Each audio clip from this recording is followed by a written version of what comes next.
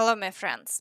Today, let's start with the fact that Trump officially announced he's given Russia exactly 10 days to reach a peace deal with Ukraine. Trump made this statement to the press aboard the presidential plane Air Force One as he traveled from Scotland to the US. You want a big headline? You ready? 10 days from today. Then we're going to impose tariffs and other things. I don't know if that will affect Russia because clearly Putin wants to keep the war going, but we're going to impose tariffs and various other measures. Friends, even Trump seems to understand that sanctions might not work on Russia and probably won't stop the war. But then, why give them 10 days at all? That part remains totally unclear. Let me know your thoughts in the comments. Also, today Trump continues to distance himself from the war and claims it has nothing to do with the US. Was going to take over all payments that we were giving them hundreds of billions of dollars. We gave them Ukraine $350 billion, and we're on this side of the ocean. It wasn't our war. No.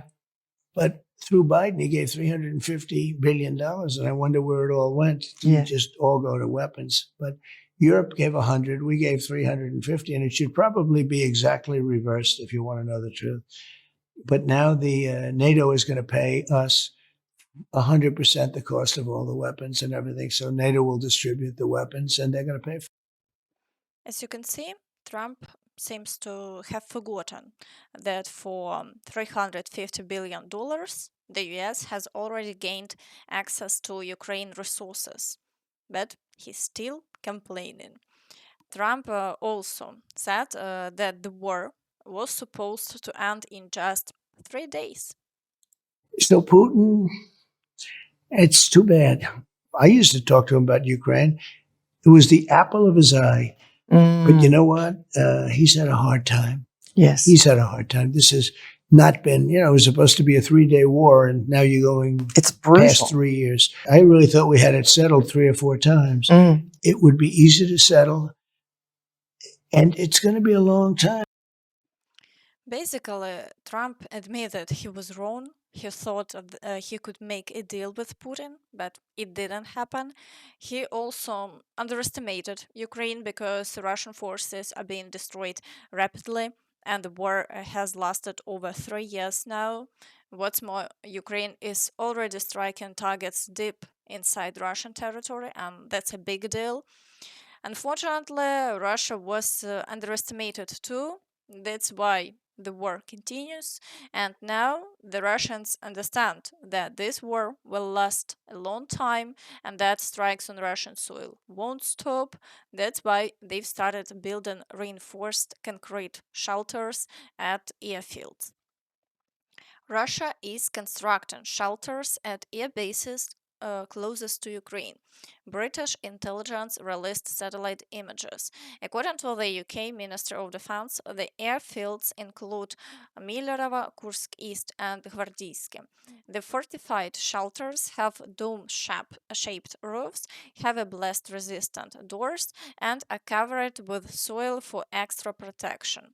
The agency said that in response to numerous successful strikes by Ukrainian unmanned aerial vehicles, Russia has launched a program to protect its vulnerable aircraft at several airfields. So, while people used to laugh at Russia for its outdated tactics, now they've realized their mistakes and are taking steps to protect their air power.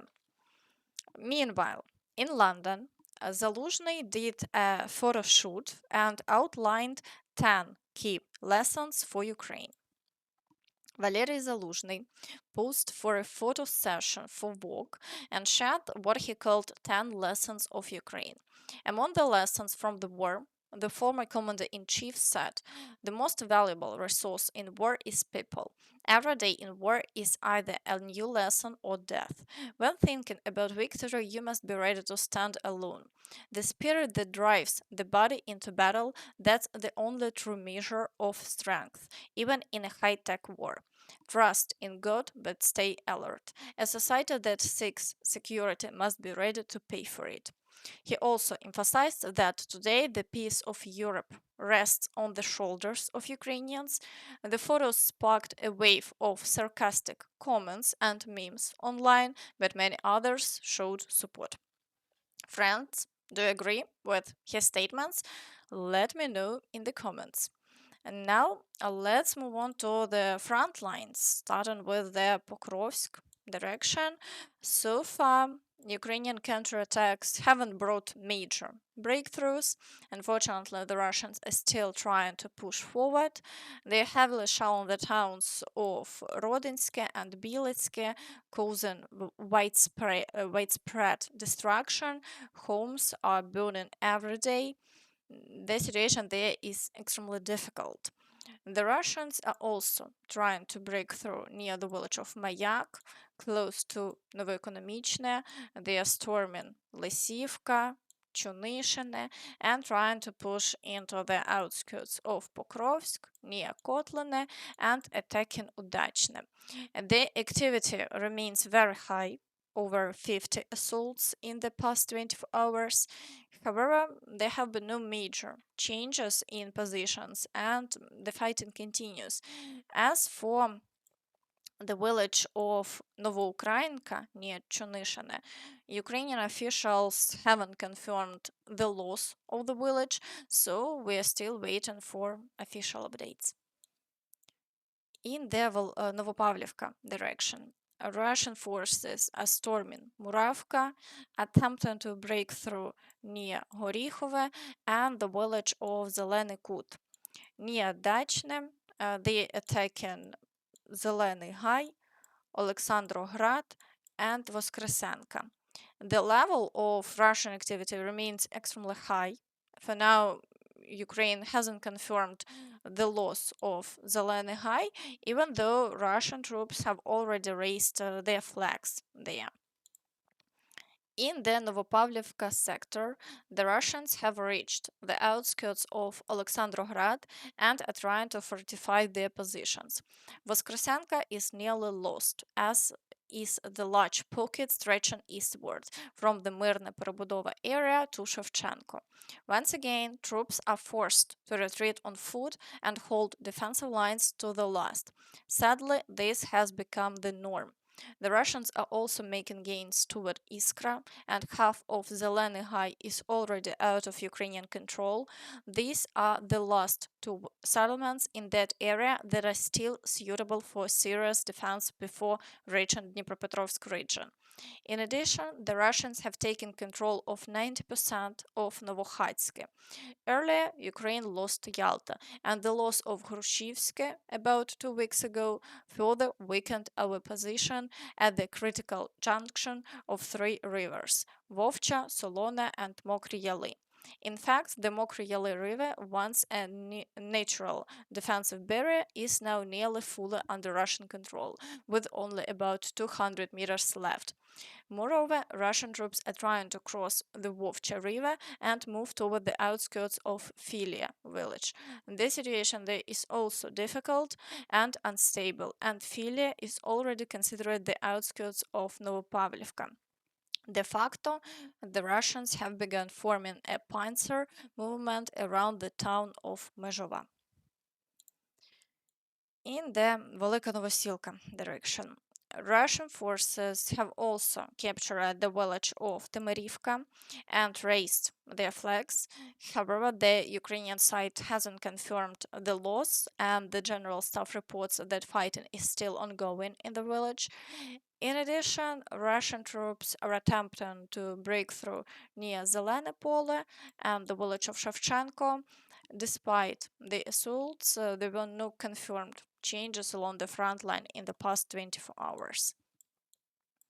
In the Zaporizhia direction, Russian forces are once again attempting to break through towards Stepnohirsk, launching a large number of artillery strikes. However, there have been no changes in the past 24 hours, and Ukrainian forces continue to hold the line. It's especially important to hold the front here, because if Russia break through past Stepnohirsk, they'll gain the ability to target Zaporizhia with artillery. So today, holding this area is critically important. In the Kherson direction, Russian forces continue trying to push forward on the islands while having shell on the right bank of the Dnipro River. However, they have made no successful breakthroughs and the front line remains unchanged. Now let's move to the Kostantinivka direction. Russian activity here remains high, which shows that they still have significant reserves. They continue to assault Pretechene daily, trying to break through near Delivka through the fields. Fighting is ongoing in the Alexandro-Kalinova area, where Russian forces are trying to advance toward Katerinivka, pushing Ukrainian troops from their positions. And they are also storming Ruslan Yar and Poltavka, but despite all the attacks, the front line remains unchanged for now. In the Siversk direction, Russian forces are also staying active. Recently, a mechanized assault was recorded with Ukrainian forces successfully repelled. Today, Russian troops continue attacking near Dronivka, storming Serebryanka, and trying to break through past Grigorivka and Vyimka. Still, the front line holds, and all attacks have been repelled so far. In the Liman direction, Russian forces are assaulting Yampolivka, Zelena Dolina, and pushing through near Karpivka. But despite very high activity, they haven't made any gains, and all attacks are being successfully repelled. In the Borova direction, Russian troops are trying to advance near Nova Kruglякivka and storming Novoyegorivka. Shelling continues in the area, but activity isn't at its peak, and there has been no Russian progress so far. In the Kupiansk direction, Russian forces are storming Redkivka and attempting to advance through the fields from Stepovano-Vasilivka. However, Ukrainian forces are successfully repelling all attacks, and there have been no changes on the front line. In the Dvorichne direction, the Russians are pushing through the fields near Krasnopershe, trying to expand the area under their control around the village, but they haven't achieved any success and the front line remains unchanged. In the Kharkiv direction, Russian forces continue the assaults on the village of Zelene, but they haven't managed to break through the defense and the front line remains unchanged. In Vovchansk, fighting is also ongoing, but Russian troops keep suffering losses and the front remains unchanged. In the Sumy direction, the Russians are attempting to break through near Andriivka and Oleksiivka, but there have been no changes along the front line, and Ukrainian counterattacks haven't yet brought new gains. Meanwhile, Ruslan Stefanchuk stated that due to ongoing arms purchases from the US, everyone will be very surprised in the fall. I can't reveal everything yet, but I believe that sometime this fall, Ukraine's defense industry will surprise not just Ukrainians, but the entire world with new developments that are being supported by the global economy. I want to highlight the Danish model, the Czech model, which finance or supply the Ukrainian armed forces. We are open to new partnerships, and we're expecting a new megadeal with the United States, where Ukrainian drones will be exported to the US, and in turn, Ukraine will purchase the latest US weapons. This is a brand new chapter, one where Ukraine starts becoming a global security supplier, because we have unique experience, unique technologies, and unique security products to offer our partners. Friends, what are your thoughts on this?